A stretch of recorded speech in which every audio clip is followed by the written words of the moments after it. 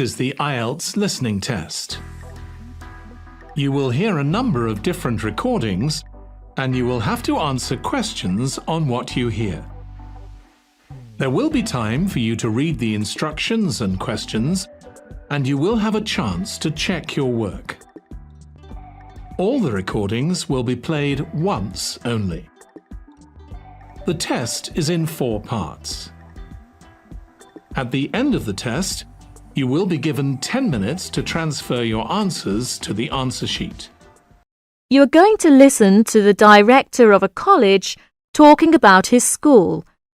Listen to the talk and answer the questions. First, you have some time to look at questions 1 to 3.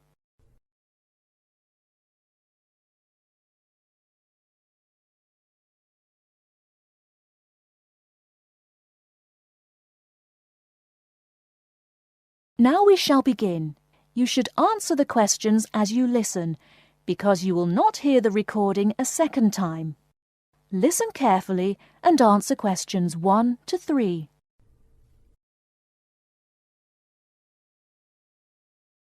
Many of you already have a reasonably firm idea of the general subject area you wish to study.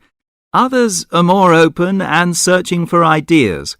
Whatever your situation, I hope you find that we have a course that meets your needs.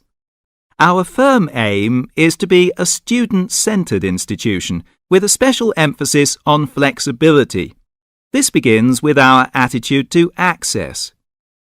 We judge people on their motivation and commitment to study as much as, if not more than, formal qualifications. This is reflected in the vitality and diversity of our student population. Some of our students come direct from 6th form or college. Before you hear the rest of the conversation, you have some time to look at questions 4 to 10.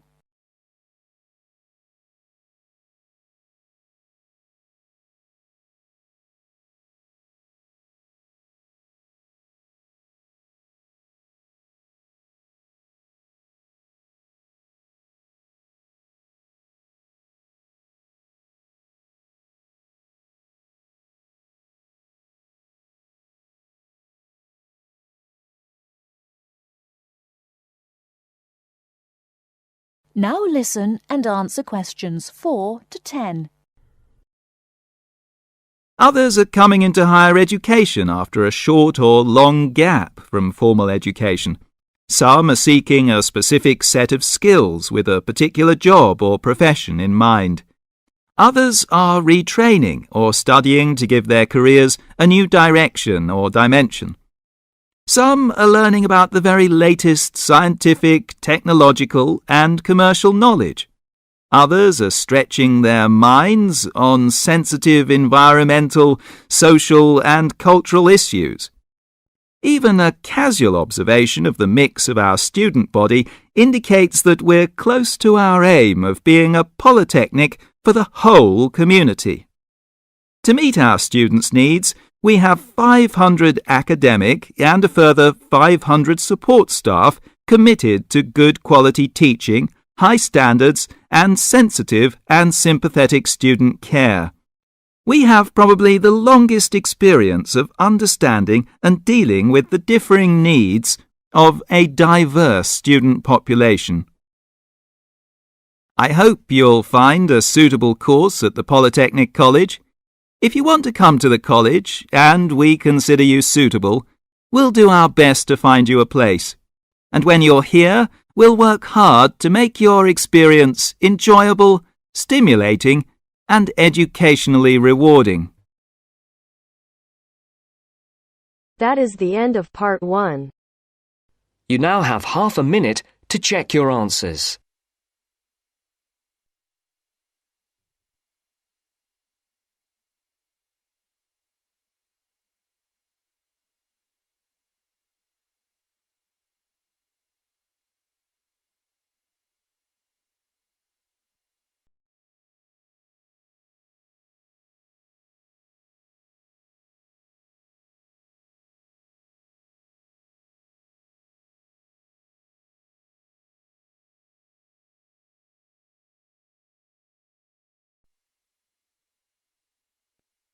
Now turns to Part 2. Part 2. You'll hear a tutor and two students discussing modern European writers. First, you have some time to look at questions 11 to 16.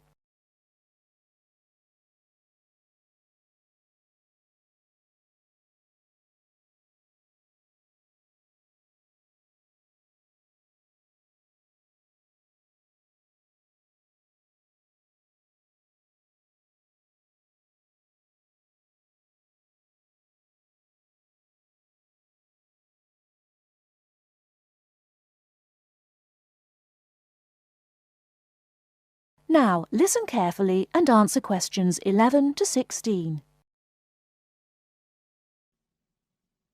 Okay, so to continue our look at modern European writers who have focused on the future in their work, today we're talking about H.G. Wells. Last week, I asked you both to do some background research on Wells, which we're going to discuss now. Gitanjali, tell us about H.G. Wells. Right. So, H.G. Wells was a hugely successful British science fiction writer, writing at the end of the 19th and the start of the 20th century, and much of his work focused on predicting the future. Jason, do you think Wells was just using the future as a narrative device in his fiction? No. He really believed we can predict the future. In fact, he gave a speech at the Royal Institution in London in 1902 called The Discovery of the Future. And the point he was making was that by looking at what you know about the present and about science, it's quite possible to predict the future. Indeed. Gitanjali, do you think Wells was always optimistic in his predictions? Not at all. In fact, he varied in his predictions from being extremely pessimistic about the future to being optimistic. Interestingly, one theory I read links the attitude in Wells's work to his own health. When he was writing The Time Machine, which was published in 1895, he'd just been diagnosed with an incurable fatal disease. Not surprisingly, the book is very pessimistic, being about a dystopia in the future, a long time in the future, the year 802-701 in fact, where there are two races on Earth, the Morlocks and the Eloi, and the Morlocks actually eat the Eloi. I thought it was interesting, though, that it was H.G. Wells who actually came up with the phrase time machine. So despite being pessimistic, the work has had a lasting effect on our culture. Right. After The Time Machine, though, H.G. Wells didn't die, of course, and his recovery might be why he began to be a bit more optimistic about the future. So that brings us to his first utopia, Anticipations. Jason, tell us about that. Well, Anticipations, or to give it its full title, Anticipations of the Reaction of the Mechanical and Scientific Progress upon Human Life and Scientific Thought, was published in 1901 and was set in the New Republic of the year 2000. Some of the things Wells predicts are fairly close to our reality today, including 24-hour news, global telecommunications, and even a European Union. We'll come back to the accuracy of Wells's predictions a little later. Gitanjali, how was Wells's work received at the time? Well, although Wells was extremely successful, not everyone respected his work or his predictions. Another well-known science fiction writer, Jules Verne, viciously attacked him for works such as The First Man in the Moon, which Verne argued weren't rooted in scientific fact at all. That's right. Now, Wells wrote a number of other utopian visions of the future. Jason? Yes, in A Modern Utopia, published in 1905, his vision was of a world where there's no private property, where everyone has access to wonderful healthcare, and interestingly, where everyone's personal information is stored on cards in a central database outside Paris. Apart from the healthcare, I'm not sure everyone today would see that as a positive view of the future. Neither am I.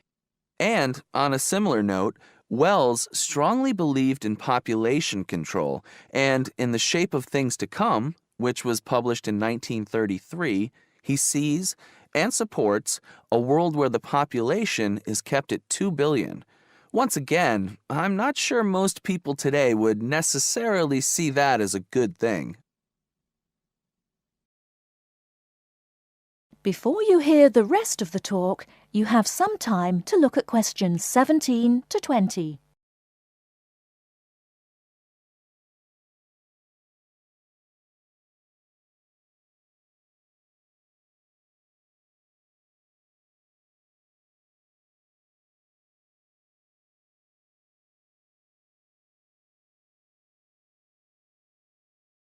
Now listen and answer questions 17 to 20.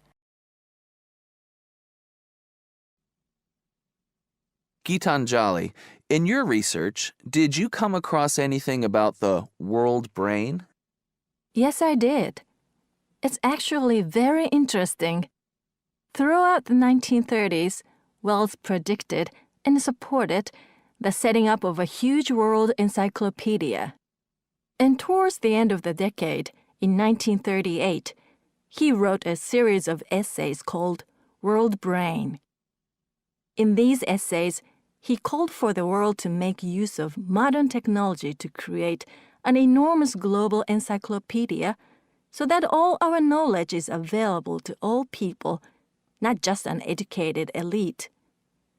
Wells envisioned this as probably being on microfilm. He thought it would allow anyone, anywhere in the world, to look at any book or any document. He also thought it would be created by everyone, once again, not just by an elite. Yes, and as you can imagine, many people today say that the internet has basically fulfilled his prediction. Of course, it doesn't use microfilm, but essentially, it does meet all Wells's main requirements.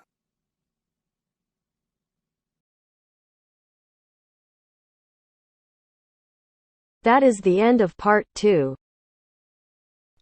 You now have half a minute to check your answers.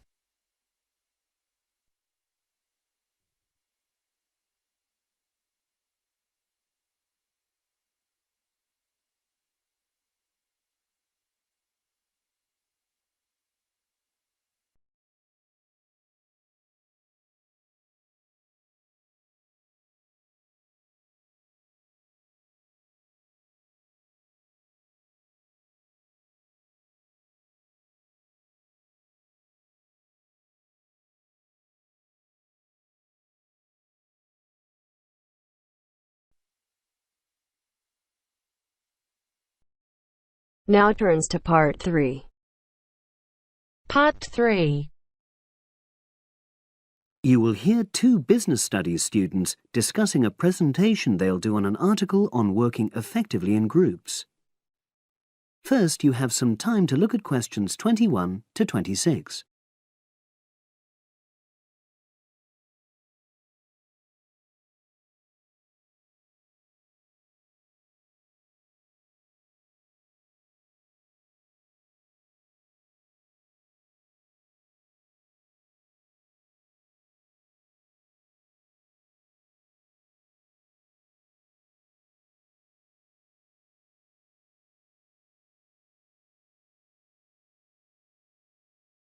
Now listen and answer questions 21 to 26.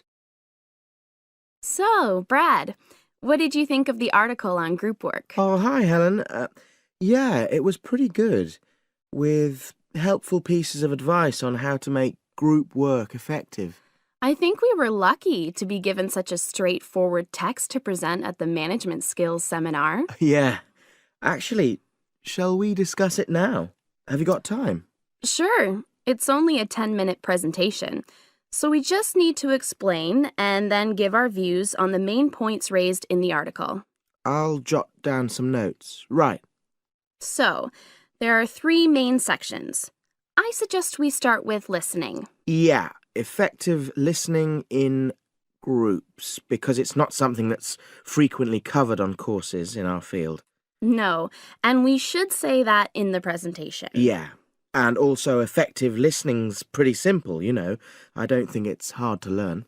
Well, people think it's easy, but in my experience, most of us tend to be very lazy listeners. Okay, I wouldn't argue with that. Something I do think we should emphasize is the power of the listener's posture, gestures, etc., in making speakers feel respected. Not that you're just waiting for them to finish before jumping in with your own ideas. Uh-huh. Okay, right. The next section is on goal setting. Let's make sure we're clear what the article says on this. Yeah. Well, firstly, it says that all group members must be given time to explain their own goals. That's it, yeah. And then did it say that the whole group should agree on common goals? That's a bit too strong. It's more that everyone's agendas should be equally acceptable. But it does say that goals have to be realistic, you know. Achievable within a particular time? You've got it. That's really what the article's saying. There isn't really any point in having ideals if group members know they won't come to anything within a reasonable period. So, I think a summary covering those points will be enough for that part of the presentation, don't you? Yep. Now, the last section is about conflict resolution. Actually, I thought it was the worst part of the article. Me too. I don't think it went into sufficient detail on the issue. Actually, I thought it devoted too much space to it, but that it was all rather boring, you know? It didn't mention some of the more radical theories. Absolutely. I found that really irritating. Right, and also I think it could have said more about conflict sometimes being healthy in groups. Absolutely.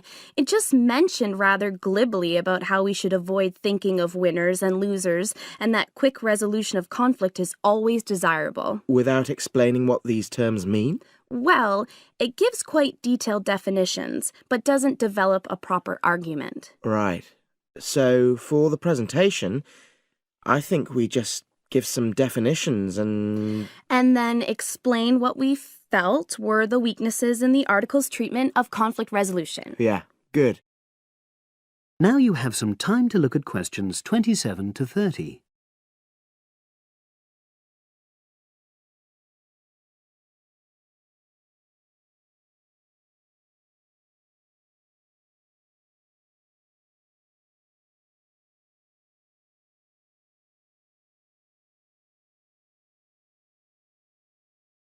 Now listen and answer questions 27 to 30. So, let's think about what we have to prepare for the actual presentation. Well, I suppose we'll use PowerPoint, but I'm hopeless at using it, especially if it has any visuals. I really have to look into doing a course on it because I know I'll need it in the future. Don't worry, I'm quite happy using PowerPoint and I'll put it together when everything else is ready. That's a relief. But yes, do that later. Okay. Now, I heard the tutor saying we have to include some well-chosen quotations from the article. I'm not sure if we do. I'll email him to find out. No need, I can just have a look at the specs he gave us when he set the task. That'll be quicker. But the tutor definitely said we have to prepare a handout to go with the talk. I'm not really sure how we do that. Sarah did one last year. Who's she? She's doing the same option as me on marketing. I'll ask her advice on what to include. Great. So that just leaves the bibliography at the end. I suppose it'll mainly be articles. Yeah. So we'll just look on the web, and we can leave that till later. But we've been advised against that? Well, we could have a look through some journals in the library. I think we should start by looking through module handbooks. I think that'll give us some good leads. Yeah, you're probably right. So that's all the topics.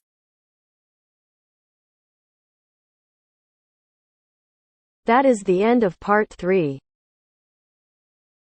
You now have half a minute to check your answers.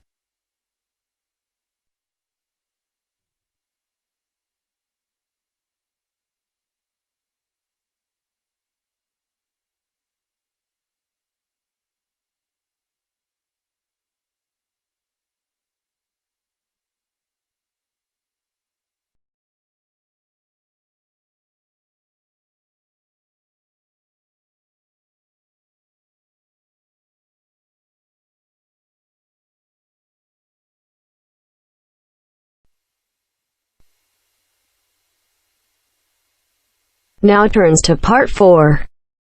Part 4. Hear an extract from a talk given by a lecturer from Management Department of a university on the topic Job Satisfaction. First, you have some time to look at questions 31 to 40.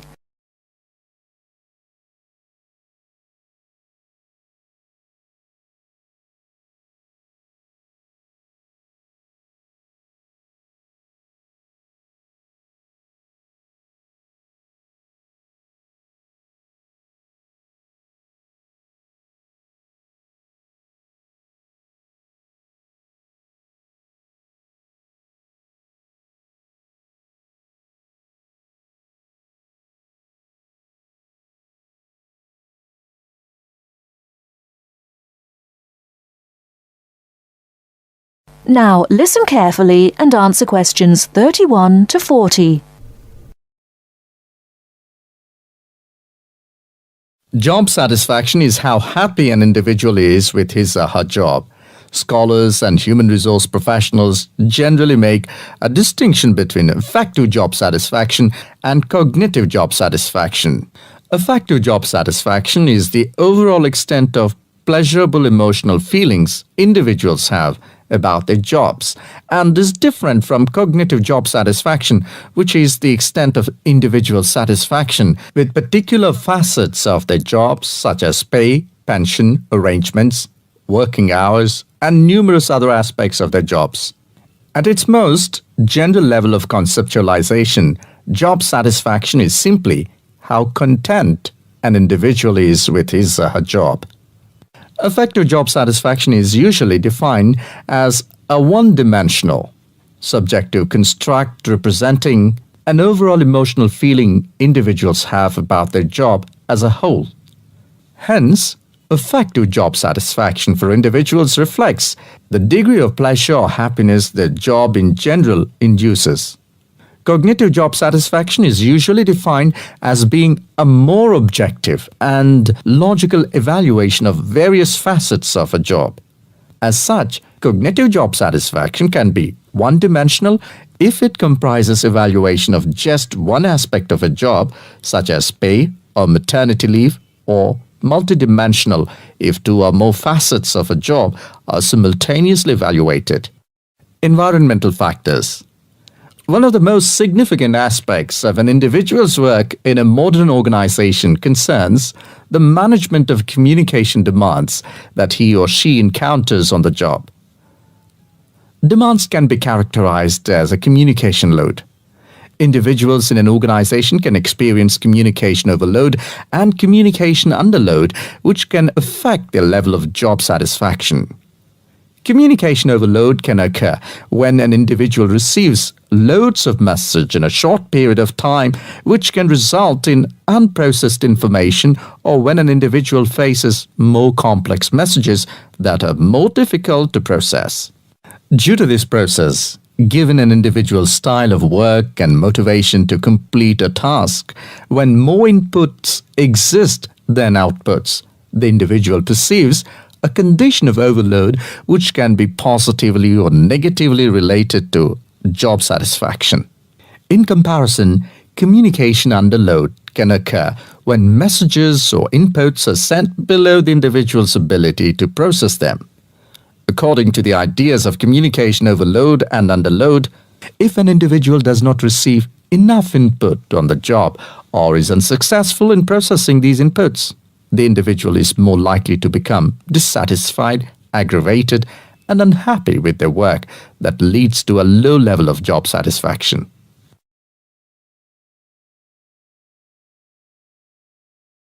Superior-subordinate communication is an important influence on job satisfaction in the workplace.